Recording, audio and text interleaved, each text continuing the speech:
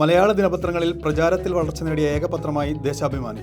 സംസ്ഥാനത്ത് ഒന്നാമതും രണ്ടാമതുമുള്ള പത്രങ്ങൾക്ക് കോപ്പികൾ കുറഞ്ഞപ്പോൾ ദേശാഭിമാനിക്ക് കോപ്പികൾ വർദ്ധിച്ചു.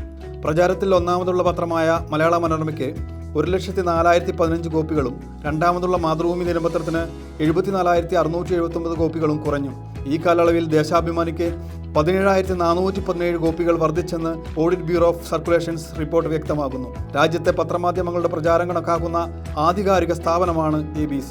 കോട്ടയം, കണ്ണൂർ യൂണിറ്റുകളിൽ പ്രചാരത്തിൽ ദേശാഭിമാനി രണ്ടാം സ്ഥാനത്താണ്. മനോരമയേക്കാൾ കണ്ണൂരിൽ 14,180 കോപ്പികൾ ദേശാഭിമാനിക്ക് കൂടുതലുണ്ട്.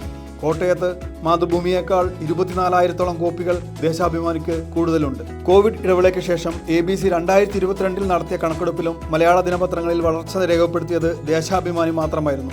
അതിനു മുമ്പ് കണക്കെടുപ്പ് നടന്ന 2019 അപേക്ഷിച്ച് ദേശാഭിമാനിക്ക് 54,237 കോപ്പി കൂടിയപ്പോൾ മനോരമയ്ക്ക് ഇക്കാലത്ത് 3,36,839 കോപ്പിയും മാതൃഭൂമിക്ക് 1,72,245 കോപ്പിയും കുറയുകയാണ് ഉണ്ടായത്.